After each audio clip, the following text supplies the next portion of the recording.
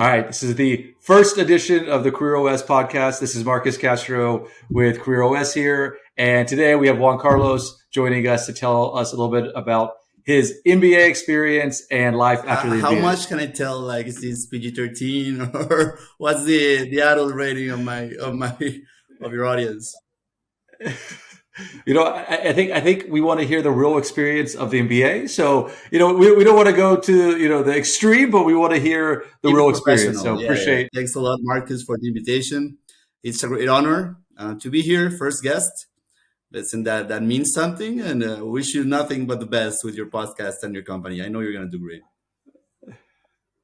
Well, thank you, man, and appreciate that, and glad to have you here today. I think this will be a fun, interesting one for the first take of the podcast. So, welcome today. So, kick things off, Juan Carlos. How about you just tell us a little bit about yourself, maybe where you're originally from, and maybe where you're calling in from today. Perfect. I was born in Colombia, actually. I was raised in Costa Rica, where I did my whole studies. In Costa Rica, I studied economics and journalism. There, I got recruited by a company that did outsourcing equity research for investment banks all over the world. So I did equity research for like 3 or 4 years for two or three of the main Wall Street banks. Quite a great experience, I must say. Not what I expected after economics, but yeah, I learned a lot. I was able to go to New York, work on some initiations, definitely know how the street works and strong basis in finance. And then I got recruited to an asset management company where I worked the last 3 years before my MBA. We had clients all over Central America. We managed around 110, $120 million portfolio with stocks, bonds, and it was a great experience. It was like high wealth individuals, and basically I was the investment planner. I was sales, and it gave me the opportunity to see both sides of Wall Street, the buy and the sell side. And definitely I'll stay on the buy side if anybody's watching. And yeah, you don't want to stay until midnight uploading updating models and seeing why your cash flow is not balanced. And yeah, definitely it's way cooler to just sit in Bloomberg, have some coffee, have a nice lunch with your clients. Hopefully the portfolio is fun. And then after that, well, I decided that I really wanted to push personally and professionally. I did some research on MBAs all over the world.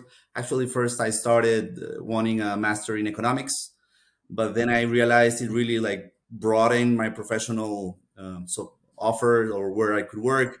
Basically, I could be a professor of economics or work in the central bank of Costa Rica. So I mean, two options is not the best. It doesn't sound too bad, but little Multiple options. options after making such a big decision. That's a master's degree, and then I got introduced to the MBA world. I went to a lot of MBA fairs, and one thing led to another, and I ended up in ESADE in Barcelona, where I had probably the best 2 years of my life. Met amazing people such as you. Barcelona for 2 years doesn't sound too No, bad. no. Even with COVID, I mean, it gave us the opportunity to really bond together as a cohort. We basically threw parties for 30, 40 people. I mean, you and me were clearly involved in the party organizing, but definitely brought us closer together, forced us to see each other faces every weekend. And, we got able to get drunk with some cheap wine. I was actually not a wine drinker. So after, going to the supermarket and seeing they were like 2 or 3 euros. Well, $2 wine, Yeah, it's hard to beat wine. that. I've been drinking wine my whole life. And Well, but I think that's pretty interesting. So, you made the decision to come to Barcelona, Spain, ESADE to do your MBA. But you've had a pretty good career already before. So I guess the idea was to maybe figure out the next step sort of in the career ladder. And so, why maybe Barcelona, why ESADE, why was that sort of ended up being your top choice? yeah, definitely. I was looking for a triple jump, the one they call in the MBA, change your city, your salary, and probably your industry. Yeah, when I looked around, I realized probably in terms of ranking and prestige European universities were able to compete in most of the rankings with US universities. I've actually never been Mhm. to Europe, and a couple of friends, when I was talking to them, they that been to Europe, they actually convinced me. They were like, "Dude, you're gonna absolutely love Barcelona. Like, what are you thinking about? Don't go to Paris. You don't want to go freeze your ass in Boston. Just go to Barcelona. Have the best." Yeah, there's a beach in the backyard. There's mountains over Exactly. here. Good weather all year. Yeah. And, yeah, I researched ESADE. Their I don't know how much I can talk, but their recruitment or their recruitment process and the people they have in the first is very familiar, Mhm. very warm. They talk you to the process. They really make you feel included. That no, we don't want you just as a number. We really want you to have the best Yeah. experience you can have. I think that's a great strategy the university has, and yeah, I applied, and luckily I was able to get in. That's how I chose, and yeah, Nice. definitely the rankings when you start doing some research and asking around, they play a big figure when you're making that choice. Yeah. Well, no, thanks for that. I also went to ESADE, so I think for a lot of the same reasons. Like you mentioned, coming to Barcelona for 2 years is definitely a great place to be, and the collaborative spirit of ESADE was a big thing for me as well. So I think that was a big winner in my books. But diving a little bit maybe into the ESADE experience. So you mentioned showing up, getting to Barcelona. What was it like? I would say the first month of the NBA experience.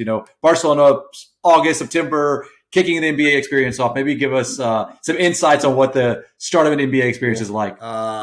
Well, it's And I PG, think the we PG had the version. extreme So, version, which is the COVID MBA, which is yeah, like three or that's for four sure. times the paperwork and the hustle, like the embassies, the visas.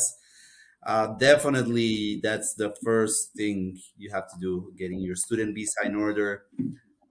Luckily, Hmm. the university is able to connect you with alumni that can give you some very nice tips on housing, on where to live, on estimated budgets of the cost of living in Barcelona. That's the first thing you need to have in Hmm. mind. When you get in Yep. Spain, is not easy, and I'm a native Spanish speaker to understand all the paperwork you still need once you're in Spain. All your TS and NIES. Definitely, you need to already have that clear and speak with the university alumni, anyone that can help you. And again, we had closed office, open office, restricted schedules, clearly less, way more staff, so it was way more complicated. Definitely, I remember Hmm. that was like a small. Um, I don't want to say. Well, it took some part of my time in the first weeks of the MBA, like getting my head around the Yeah. paperwork. Yeah. Uh, It makes sense. Traveling, moving across the world, I guess, to a new country, new exactly. place. Yeah, there's definitely a few, and during COVID, there's a Yeah. few difficulties with Luckily, that. I got lucky with my apartment. I really liked it. I lived in Gracia. Well, some people say it's not Gracia. I still call it Gracia, and I'm willing to argue. I was one. Outskirts I of was 1 block Gracia. away from Gracia. Yeah, I had pretty fun roommates. I mean, the apartment was. You live with Yes, I classmates? lived with Great. an alumni from the cohort before. It was the 2021, and one of our classmates, Mario from Cool. Mexico. Yeah, great people, and we Nice. got along. We got along very well. Nice. Well, it's also great, I think, to show up and maybe have some student body that you're living with to also make some friends and get things going as soon as you arrive as Yeah, well. yeah, yeah. It's pretty soon, and again, once we got here, everybody was so hungry for social interaction. I don't want to say drinking, but drinking to meet new people. I mean, it was amazing because we all had the same, pretty similar mindset. We've been locked for the last year. Yeah. We've been waiting for this moment for months, and now we're here, and we're going to make the best out of it. We don't want to miss any minute of this experience. We want to talk to everyone from every nationality, and I don't want to miss even like a wine tasting on the other side of Barcelona. I'll be there. Just call me because that really Well, bundled up. and I think that's one thing. I think that's one thing that people maybe sometimes don't realize about the NBA. Everyone that does an NBA for the most part, I think just about always, has at least probably 4 or 5, maybe sometimes 6, 7, 8, 9 years experience of work. So this is a lot for a lot of people. The first time they're really taking off from their, hustling of their first job. So you arrive and everyone is sort of in this state of, wow, we're finally able to just relax, enjoy, and we're all doing this together. So I think that creates an exciting, Exactly. It really atmosphere bonds to you kick things together off. because people, they all thinking the same. It's been a Yeah, couple rough years, the pandemic, uh, trying to figure out if I'm for coming or sure. not. Of course, we had the option to how to say, to freeze our position in the NBA and move it to next Yeah, year. But I think the fact that we all went there in the middle of a pandemic revealed how much our personalities were alike. We're adventurous, we're risky, yeah, for sure. and we like to. I don't know. I don't want to sound cliche, but live in the moment. You know, pandemic or Yeah, for not, sure. we want to be in Barcelona. Move across the world, come here to the NBA. It takes a certain, I think, personality to make that kind Exactly, of and decision. that really bonded So, us. And yeah, it's yeah. Juan Carlos, maybe to go a little bit, deeper on maybe on ESADE and the experience. Tell me a little bit about maybe the class structure, maybe the profile, a few of these things, just to give us maybe a better sense Yeah, of, the actual academic side of ESADE and the student body. definitely. ESADE's strength is diversity. Uh, there was countries I didn't actually know they existed, and I got roommates. Sorry, teammates from those countries. A strong profile on that. We had a 200 cohort. The campus is absolutely amazing. A little bit outside of Barcelona, San Cugat, but the train ride, it's super fun. You read the case, you probably eat a yogurt, you catch up with some teammates, you see how everybody's doing with their internships, and yeah, definitely, the city plays a very strong asset in Esare. I would say Yeah, for one sure. of the biggest advantage.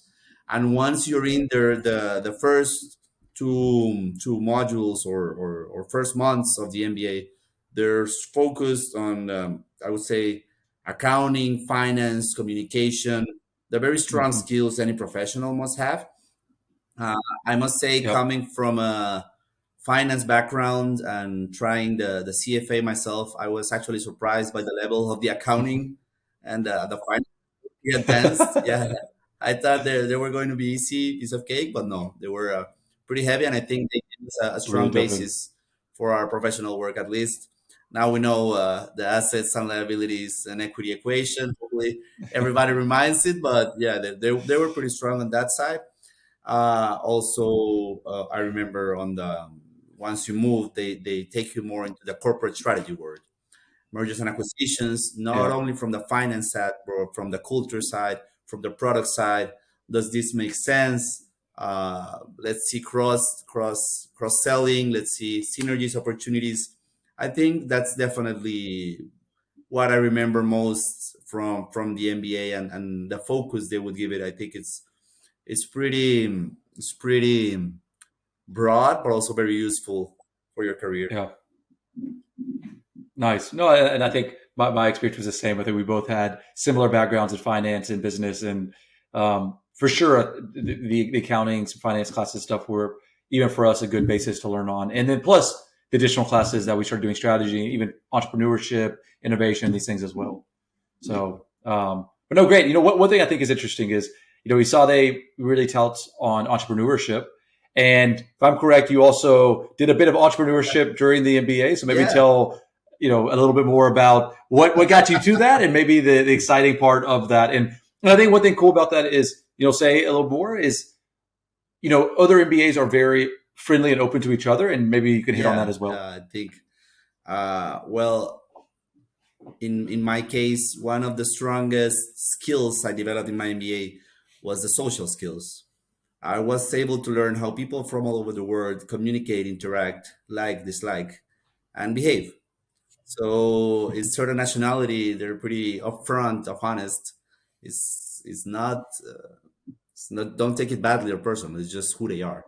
And some people from other countries, they Yeah. might are more sensitive to certain topics. And as I was able to understand that, I think that really allowed me to try to bundle or try to put everyone together and try to make them understand that as humans beings, we have the same thing in common. That is, we just want to be happy.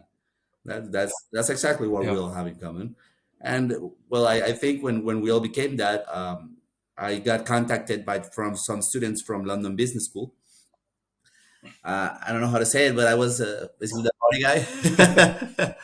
And they asked for the party guy in ESADE, and they talked to me about this. Honestly, I love the idea. It was called WeMBA, and the pitch was not only we are um, a little tired of having to hide in apartments from the same parties, from the same people, but we also want to throw an amazing event that allows you to network and connect with all the MBAs from the best MBAs in Europe in a pretty luxurious Mediterranean destination that was Malta. The MBA evolved. I was able to recognize that I you are able to recognize your strengths and advantages, and I had a strong social skill, and I realized we all have the same thing in common, which is we all just want to be happy. And independently of your culture, your personality, I tried to bond everyone together, try to make everyone feel integrated, and of course, why not take a party or two? And I got contacted by some students from London Business School. They had this amazing idea of taking the best ranked MBAs in Europe and take them to a Mediterranean destination to not only see different people and connect, but also network, which Nice. is one of the Mhm. the main reasons you do the MBA. They had me at party. They didn't even wanna. They didn't even have to give the whole explanation. The project was really advanced and put together when I walked in. I mean, in terms of the legal, the strategy, the marketing, basically, what I had to do to collaborate is bring as much as study people as possible and tell them about how amazing the event would be. And luckily, we got a pretty nice, strong study crew. I would say la I creme think de la so. creme. Yeah, yeah, yeah. And as things start to get closer to the date, more work starts coming, of course. So I got along with the main organizers pretty well. I would say like, hey guys, anything you need from me, just make sure. And there's definitely a lot of stuff they needed help with. We got this amazing idea of throwing a WNBA mixer in each city. We did a WNBA mixer in Barcelona with students from ESE and ESADE. We did a WNBA mixer in Madrid, actually, with students from ESE, ESADE, and IE.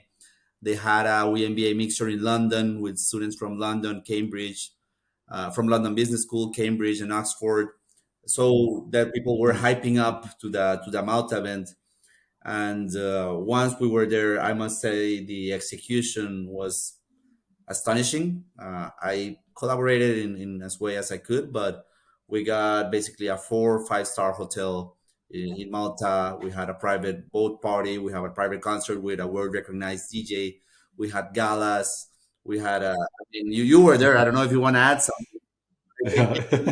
No, I think, I Perfect. mean, for sure, I think, it was a great event. And I think one of the cool things about it was also you see during the MBA that a lot of times students come together to form new ideas, maybe start new businesses. This is actually, I think it's not any solid thing. This is an MBA thing where a lot of times I think part of the MBA experience is you go to learn yourself, figure out what you want to do. And it was cool to see some now actually really good friends of yours from going through all that together, all came up, did this the idea and executed on it really well.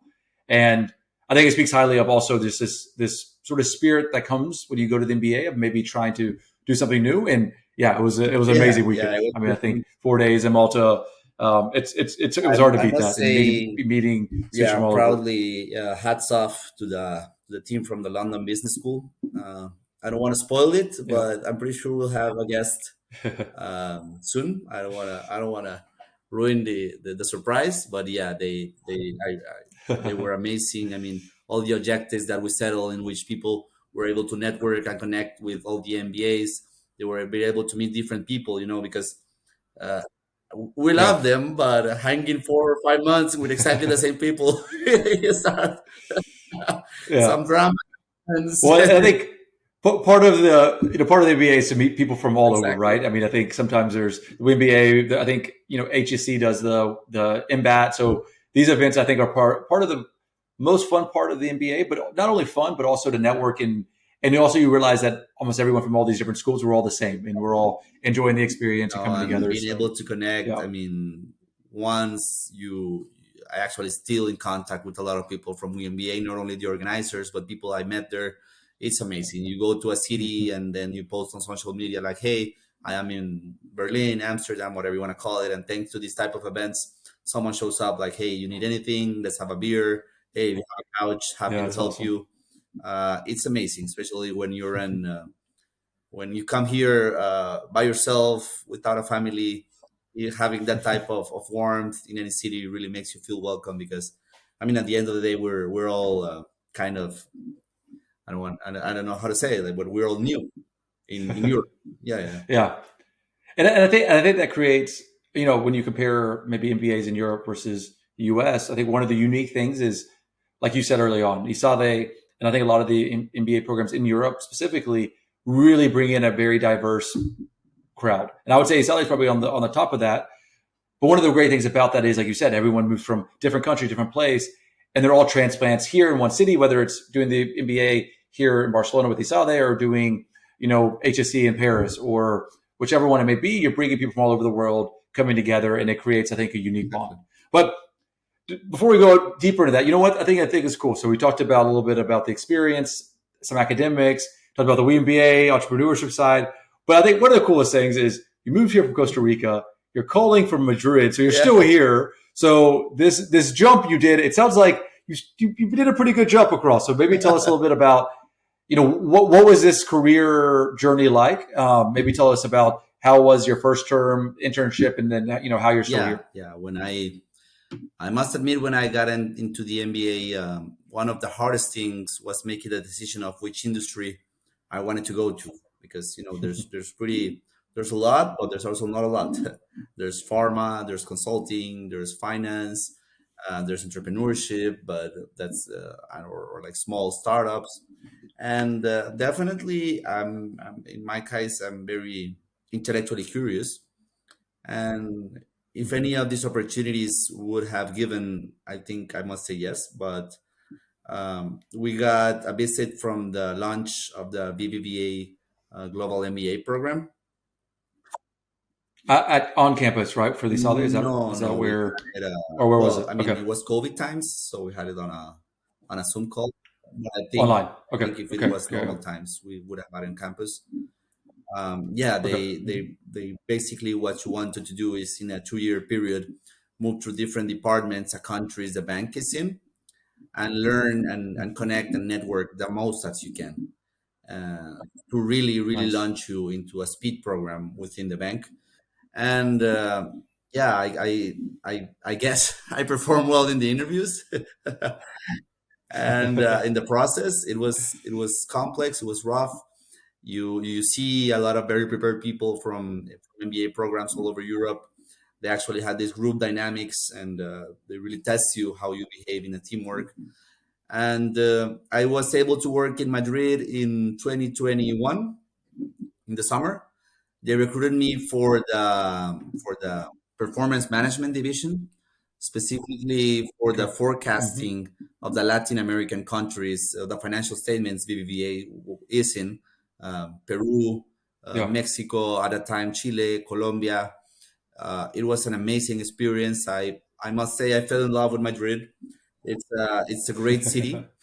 The weather, the The big food, city. Yeah. yeah, I really like it. And also the 2 month period, it also gave me a lot of knowledge of how a bank financial statement is really worked from deep within, and what's the behind the line of each line. There's so much work. You just get to see the big summary, but it comes from risk, from capital management, from operations, from executions. They all give you inputs, and it's well, I'm pretty happy, excited right now to say that I got a job offer from the BBA to the program. Then after the internship, I finished in ESADE. I went to Georgetown for 4 months. It was also an amazing experience. You Americans, you know real estate pretty well, and I took some real estate classes. It was pretty Nice. impressive how you move things around, and Yeah. the amount of learning, the academics. And I think that's a unique thing to mention is part of the ESADE experience. They gave you the opportunity to spend some time abroad within the school. Is that Exactly. right? It's an excellent opportunity in my case. In that we were mentioning in the beginning of the podcast, I had US as one of my prospects to do my MBA.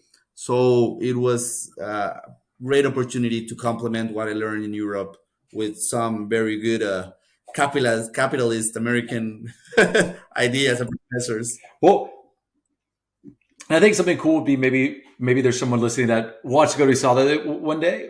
Maybe tell them a little bit about. I think there was maybe Booth was on there, Georgetown, some other schools around, LBS, some other schools around the world. How did you decide which one, and what was the process like, sort of Well, determining basically, the which route? process is on your grade average. So Okay, so you yeah, take exactly. GPA for They do a the ranking of term. the Okay. class, and it's on a first Hmm. come, first served step. So basically, it goes from the top of the class, and people start choosing what exchange program they want. And if you're lucky enough, Okay. when it Hmm. comes to your turn, I don't want to say which one I was, but let's just say I was lucky, and Georgetown was still free. So I was pretty amazed because I've never been to Washington D.C. I'm a big politics fan. It was the heart of the politics in the United States, of course. Georgetown, very prestigious university, and yeah, that's basically the process. And the admission office really walks you through and connects you with all the paperwork you need to be in U.S. Talking about paperwork, you also need more paperwork. You need to do your U.S. student visa. Never ends. Never Exactly. You need ends. to get an apartment. I think they probably have the MBA. You're doing paperwork and looking for an apartment. You look for an apartment. You have to see what kind of paperwork you need to be in Georgetown. You have to choose your classes wisely. And I must say it was a great experience to be in Georgetown. I mean, Washington Nice. D.C. is a beautiful city. It's pretty international. You get a lot of international organisms over there. Well, probably if not the most, but one of the most historic cities in the United States.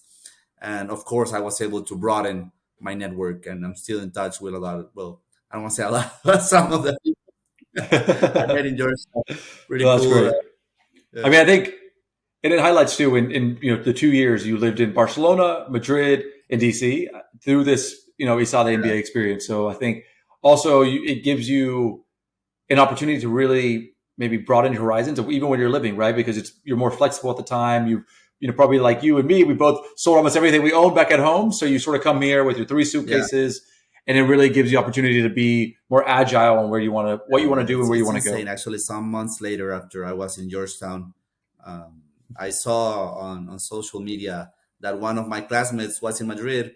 And I'm like, hey, what are you doing? I'm like, hey, I thought you were in Barcelona. And I'm like, no, I'm here. And then he's like, hey, let's have a beer. And I'm like, sure, I'd love to have a beer. And yeah, we connected. It was pretty fun. He told me about the job market in the United States, how was things were going in Georgetown, and of course, like being able to catch up and connect with those type of people you meet along the way. It's amazing, honestly amazing. And yeah, Nice. and well, I don't know if you want to go back to my career or you want to ask like Yeah, maybe my finish up on maybe how the NBA ended. What did that look like? You're still in Spain, so you probably got a visa to live here, which is also great. But maybe tell us a bit more yeah, on yeah. how the Cinderella story Well, ended. I must warn all MBA prospects and students. There's this thing I call the MBA hangover, which is a tough period because A real thing. whew, It's a real thing. Yeah. you're living in an amazing cloud in which there is no work, and you're living in Barcelona or some other beautiful city with amazing people, and you just have some wines and travel and talk about where the next trip is. No stress. No worries. Exactly. Yeah. And all of your best friends are just one text away, some blocks walking. And then everybody starts moving to different cities. You need to get a Yeah. job. You need to do stuff. You check your bank account, and you're like, oh Jesus, yeah, I definitely need to. So something's wrong. Something's Wait, what very is wrong. this? Yeah. I think it's missing a zero. And yeah, definitely.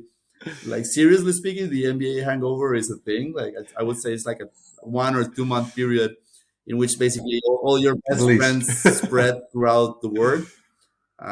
You need to Yeah. really get a hang on what you want to do with your life, what you want to do with your career. There's a lot of steps. I think if we want to talk honestly, the job part of the MBA is not easy.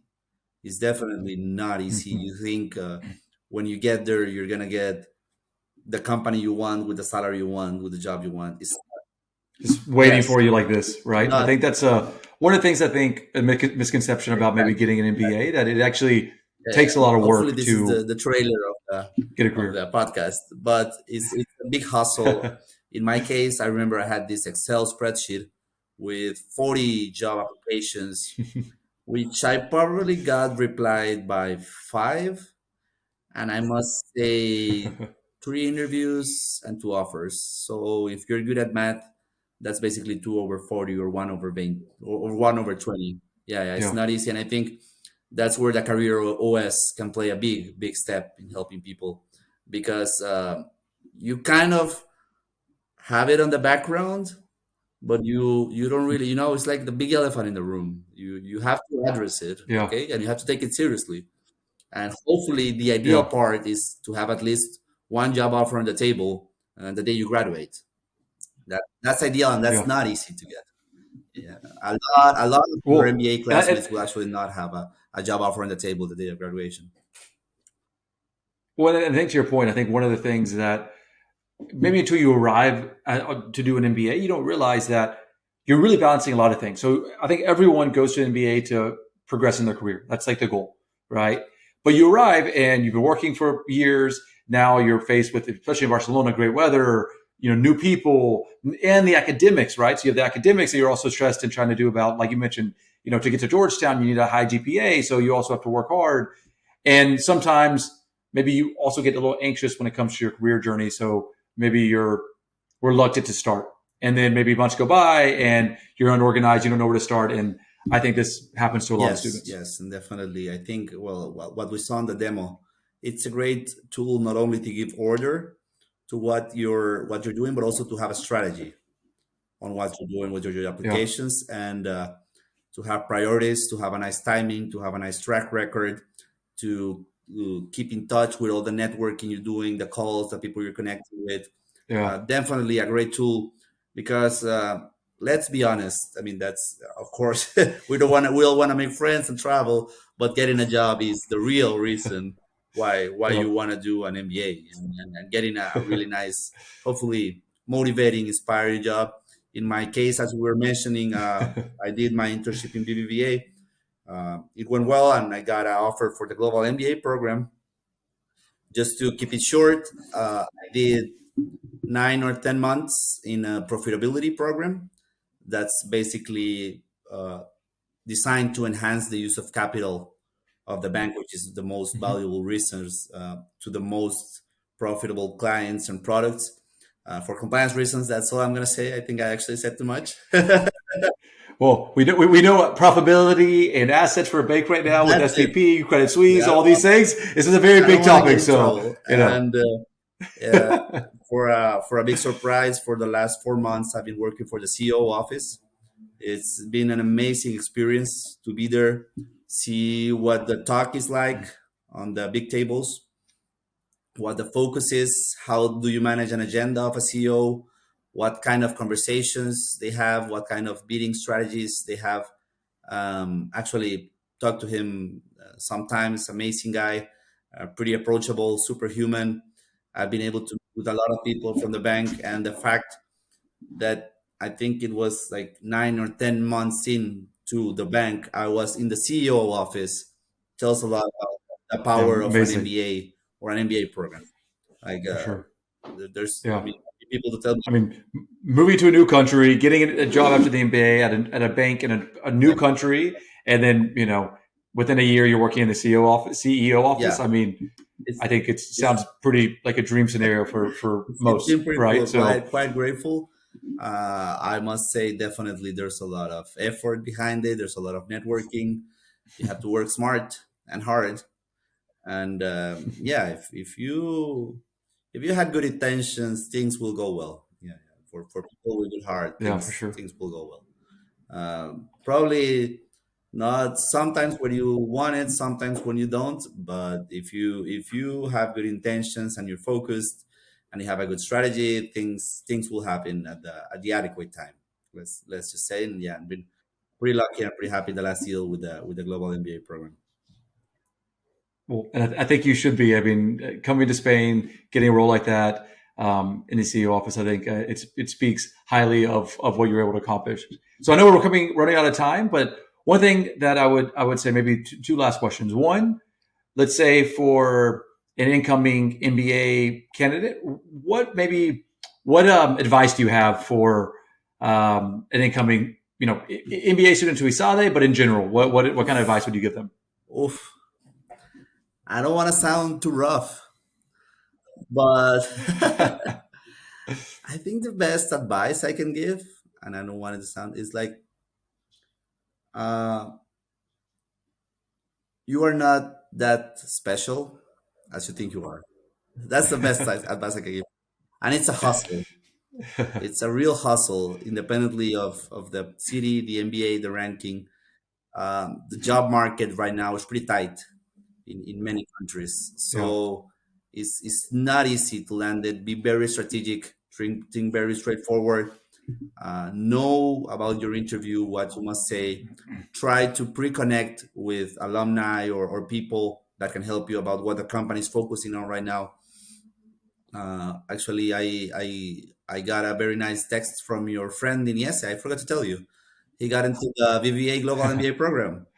And I heard about I that, which is remember we great. had a pretty Yeah. long talk, and he was pretty deep with his questions, which I really enjoyed because he scheduled a meeting with me, well, a call, and it was not like, "Hey, just tell me and about." he Huh? networking too. Hey, Marcus, do you know someone at your Exactly, school? Do you know this Juan Carlos guy? You want to? But shows also the power of networking to also enhance your exactly. opportunities to maybe where you He's want to from go. ESA. He So was able to connect with you. You gave him my contact. I was happy to help. We had like a 20, 30-minute call. He was pretty strategic with his questions. I remember he went very deep into the recruiting process, mhm. and about what's going on in the bank. And Yeah, the next thing I knew, he texted me a couple of weeks ago, like, "Hey, guy, hey, Juan Carlos, thanks a lot. I just got recruited for the CIB trading desk in London." He was super happy, super excited about it. And yeah, that's a amazing. great example of how you should do stuff. And of course, use your career. But yeah, that's what I mean when you think you're special, you think everything is gonna come to your plate. And you've been smart. No, it takes Exactly. hard You've been work. top of the class your whole life. You think things are gonna happen. You were very well connected in your country. So when you get to a new country, it's not that easy. And most of the things you For thought you sure. were good at or that were for your advantage, they are useless in this side of the world. Yeah, that's the best advice. No, and I think so. And last question: any regrets that you wish you would have done during No the NBA? regrets. No, No regrets. big lesson. You hear it first. He did it all. He did it all. And we can leave it at that. We can leave it at that. No, I would say. Well, Carlos, we appreciate you coming and joining for the very first podcast. I think this won't be the last time we see you. There might be a chance you Hey, might no, make some no additional spoilers again, appearances right? alongside me. So let's see. Let's see what Yeah, yeah. happens. Thanks a lot, Marcus, for the invitation. Pretty happy for you, this project, the podcast, anything I can assist you with, and anything. If there's any MBA student listening to us from all over the world, definitely take the choice, do the trip. We were a little honest, a little rough, but hey, we're a great example. I think Marcus, you're a great example on the entrepreneurship side, and maybe I'm example on the professional side that things can happen. Yeah. Yeah, absolutely. Well, thanks, Juan Carlos, and we'll see you again. So thank you.